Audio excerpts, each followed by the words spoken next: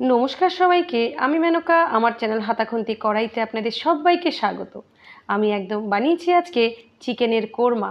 একদম যে কোনো দাওয়াতে বা কোনো অনুষ্ঠানে আপনারা কিন্তু এরকম চিকেন কোরমা বানিয়ে সবার মন জয় করে নিতে পারেন।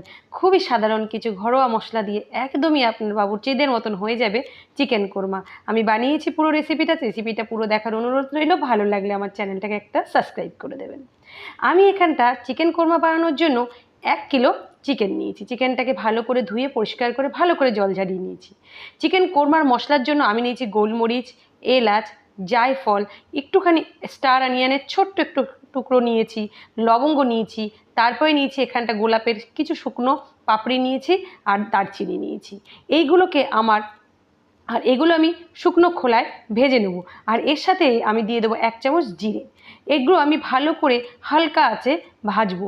এটা কিন্তু বেশি ভাজবেন না, তাহলে কিন্তু গোলাপের পাপড়িগুলো পুড়ে যাবে, বাজে গন্ধ হয়ে যাবে। ব্যাস, এইগুলো এবার ড্রাই রোস্ট করে আমি পাউডার মতন এটাকে বানিয়ে নেবো। চিকেনের এটা কিন্তু খুব ভালো একটা মশলা। এইবার আমি এখানটা কিছুটা তেল দিয়ে দিয়েছি। আর 1 কিলোর চিকেনের জন্য আমি এখানে 200 গ্রাম পেঁয়াজ ভালো করে কুচিয়ে নিয়েছি। কুচিয়ে এরকম ছাড়িয়ে নেবেন।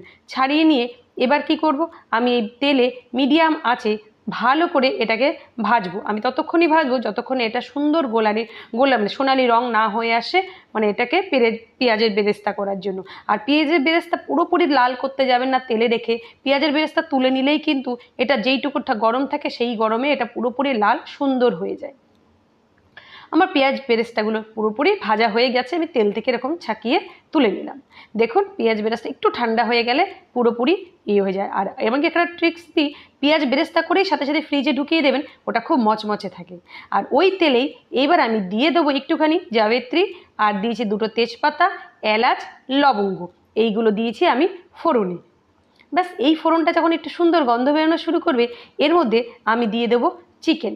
আপনারা যদি চিকেনের পরিবর্তে এখানটা মাটন দিয়েও করতে পারেন। এটা কিন্তু একই স্বাদ, একই মশলাই থাকবে, কিন্তু একই রকম লাগবে। চিকেন দিয়ে কোরমা বানালে যে চিকেনের মতনই লাগবে তা না, এটা কিন্তু অসাধারণ একটা স্বাদ হয়। ভাত, রুটি, পোলাও যা কিছুর সাথে আপনি এরকম চিকেন কোরমা কিন্তু খেতে ভালোই লাগে। আমি চিকেনটাকে ভালো করে আগে এই তেলে ভালো করে ভেজে নেব। দেখুন, ভাজতে ভাজতে চিকেনগুলো সব এটা ছাড়া ছাড়া হয়ে যাবে, সুন্দর একটা কালারটা চেঞ্জ হয়ে যাবে পুরোপুরি। দেখুন, এরকম ছাড়া ছাড়া হয়ে যাবে চিকেনটা যখন ভাজা হয়ে যাবে। আর এটাকে বেশিক্ষণ ভাজবেন না, এই ধরুন মিডিয়াম আছে 5 মিনিট মতন ভেজে নেবেন। এরপরে আমি দিয়ে দেবো 1 কেজির জন্য 1 চামচ আমি আদা বাটা, ওই চামচেরই 1 চামচ আমি রসুন বাটা। এইবার এইগুলো দিয়েও আমি আদা রসুনের কাঁচা গন্ধটা যাওয়া অবধি ভালো করে এটাকে কষাবো। কোরমার কিন্তু এই মশলাগুলো স্টেপ বাই স্টেপ দিতে হবে, একসাথে সব মশলাগুলো দিয়ে দিলে কিন্তু হবে না। এই কোরমার এই রান্নার এই স্টাইলটাকেই কিন্তু আপনার একদম পুরোপুরি কোরমার একটা আলাদা স্বাদ এনে দেবে। এইবার আমি এর মধ্যে যেই মশলাগুলো দেবো, সেখানটা আমি ঘরে যেই ঝাল লঙ্কাটার গুঁড়োটা আমরা খাই সেটা আমি 2 চামচ নিয়েছি, 1 চামচ কাশ্মীরি লঙ্কার গুঁড়ো নিয়েছি, 2 চামচ ধনে গুঁড়ো নিয়েছি, আর 1 চামচ হলুদ গুঁড়ো নিয়েছি। ব্যাস, এইগুলো দিয়ে এই গুঁড়ো মশলাগুলো আমি এর ভিতরে এবার ঢেলে দেবো। ঢেলে দিয়ে এগুলোকেও ঠিক আমি আস্তে করে মিডিয়াম আছে এগুলোকে আমি ভালো করে কষাবো। দেখুন, আমি কিন্তু এখনও নুন দিইনি। এইবার আমি নুন দিলে কিন্তু খুব জল বেরিয়ে যায় চিকেনে, তার জন্য নুনটা আমি পরেই দিলাম। আমি এখানটা 1 চামচ মতন নুন দিয়েছি, আমার স্বাদ অনুযায়ী দিয়েছি। আপনারা আপনাদের স্বাদ অনুযায়ী নুনটা দিয়ে নেবেন। দেখুন, এইভাবে দেখুন আস্তে আস্তে কি সুন্দর রং হয়ে যাচ্ছে। চিকেন কোরমার কিন্তু দারুণ রং হয়ে যায়। দেখুন, এখন কিন্তু একটু জল মানে ছাড়তে শুরু করবে, কেননা যেহেতু আমি নুন দিয়েছি। এইবার আমি এরকম এই রান্নাটা কিন্তু আমি একদমই কিন্তু মিডিয়াম আঁচেই করব। আর এই পর্যায়ে আমি যদি দেখে থাকেন আমার চ্যানেলটাকে রান্নাটা, প্লিজ আমার চ্যানেলটাকে একটা নতুন কেউ সদস্য হলে আমার চ্যানেলটাকে সাবস্ক্রাইব করে দেবেন।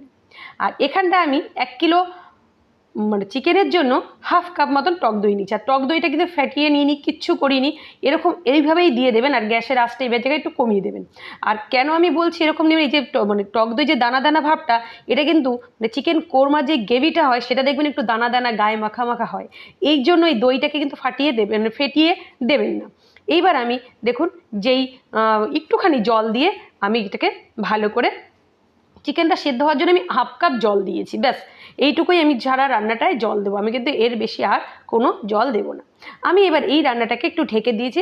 একদম মিডিয়াম আছে আমি 5 মিনিট ঢেকে দিয়েছি। এইটা ততক্ষণ হতে হতে আমি এখানটা আলমন্ড নিয়ে নিয়েছি 6-7টা, কাজু বাদামও নিয়ে নিয়েছি 7-8টা মতো নিয়ে নিয়েছি, টোটালি 7-8টা করে বাদাম নিয়ে একটা মিক্সির জারে আমি দিয়ে এটাকে একটুখানি জল দিয়ে, একটুখানি জল দেবেন না, এখানে হাফ কাপ মতন জল দেবেন, এটা একটু পাতলা গ্রেভি মতন করবেন, এটাকে বেশি ঘন দেবেন না, পাতলা দেবেন।